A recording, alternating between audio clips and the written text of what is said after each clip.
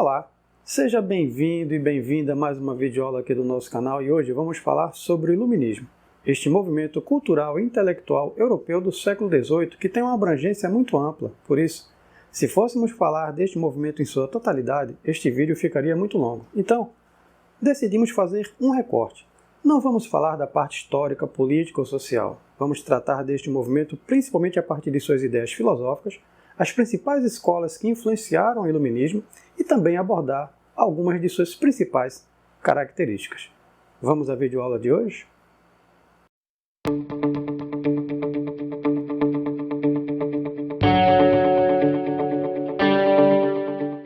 No século XVIII, o movimento cultural e intelectual europeu com abrangência política, filosófica, literária e científica recebeu o nome de Iluminismo.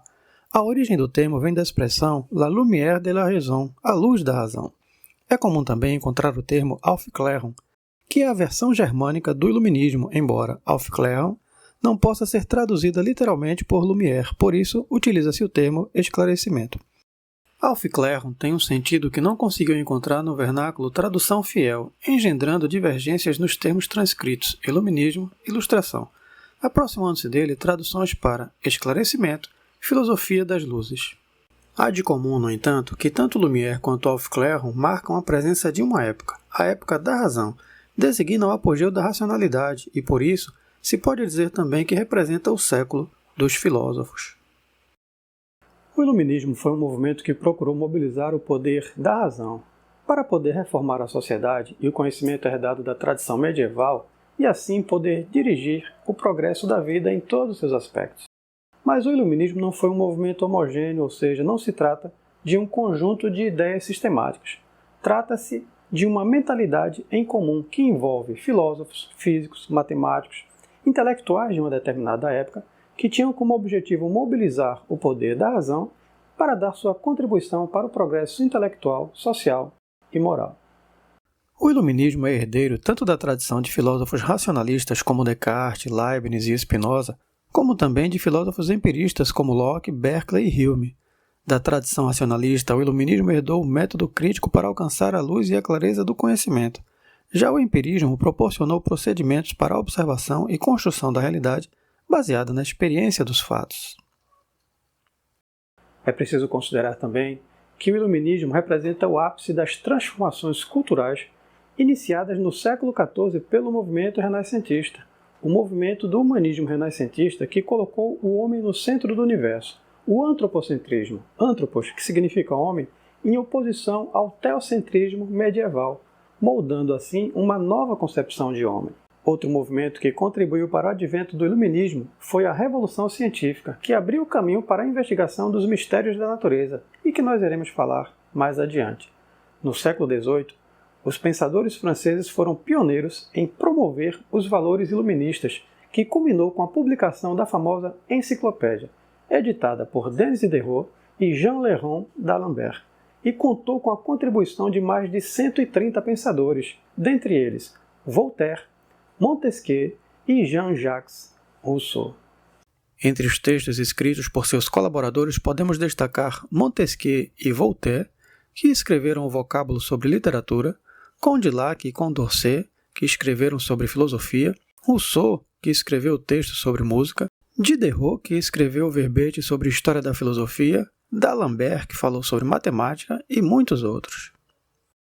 A enciclopédia é de inspiração racionalista e materialista, propõe a imediata separação entre a Igreja e o Estado e propõe o combate às diferentes formas de superstição e também do pensamento mágico, incluindo aí as instituições religiosas. Por isso, a sua publicação sofreu uma violenta campanha contrária por parte da Igreja e de grupos políticos afinados com o clero.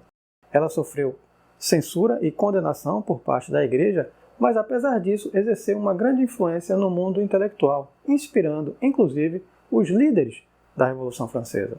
Sobre a enciclopédia, o que podemos dizer é que, se o catolicismo teve sua Suma Teológica com São Tomás de Aquino, a burguesia também teve na enciclopédia a sua Suma Filosófica. Pouco a pouco, a enciclopédia ajudou a difundir nos salões parisienses os ideais iluministas e a razão passou a ser a luz, daí o nome do movimento, capaz de esclarecer qualquer fenômeno. Falando sobre o iluminismo, Luiz Roberto Salinas Forte, autor da obra O Iluminismo e os Reis Filósofos, nos propõe a seguinte pergunta: se então nos perguntam, vivemos atualmente em um século esclarecido? Eis a resposta: não, mas sim há um século em marcha para as luzes.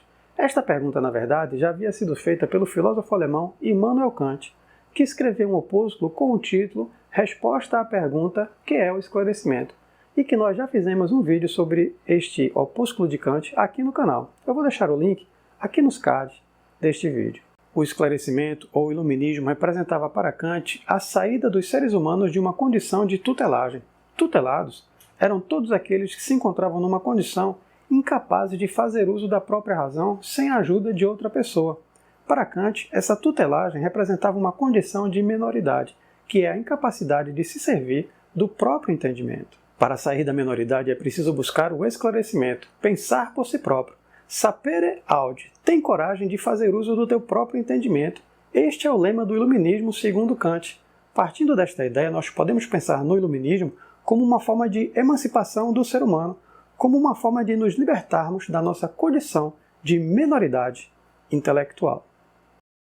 Apesar de haver divergências entre os diferentes pensadores e filósofos iluministas, lembra que nós dissemos aqui que o iluminismo não foi um movimento homogêneo? Apesar disso, é possível notar algumas tendências e características comuns.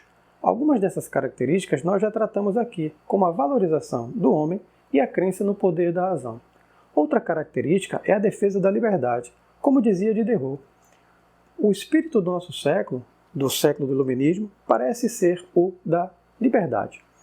Os filósofos iluministas defendem de forma enfática a liberdade.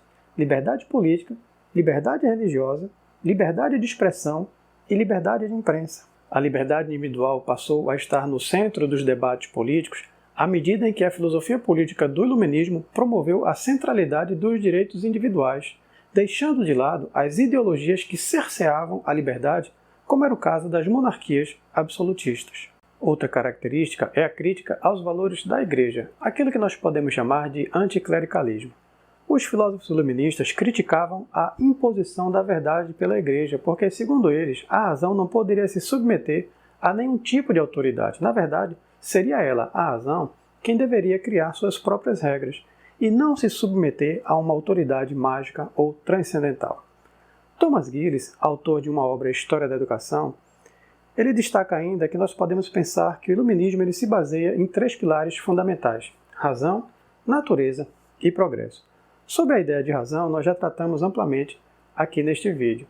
A ideia de natureza consiste no fato de que o universo seria regido por leis universais, como no caso das leis da física newtoniana, as 3 leis do movimento e a lei da gravitação universal. O progresso resume os ideais do iluminismo, pois a partir do conhecimento das leis da natureza e a partir do uso da razão, a humanidade poderia, enfim, caminhar em direção ao progresso.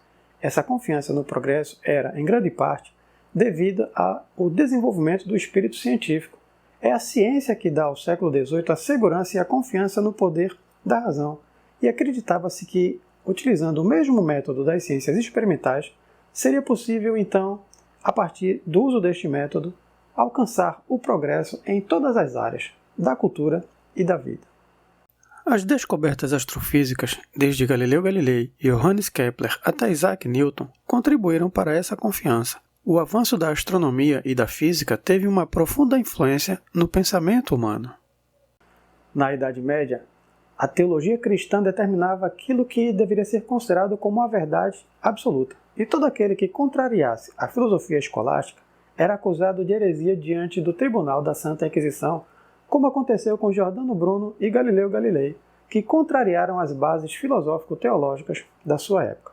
Com o avanço da ciência, com o desenvolvimento do espírito científico e uma confiança sem limite no poder da razão, o iluminismo aspirava finalmente a alcançar a verdade integral, só que agora ela deveria se submeter ao poder da razão e às regras da razão, ao contrário daquilo que eles chamavam de o espírito das trevas medieval.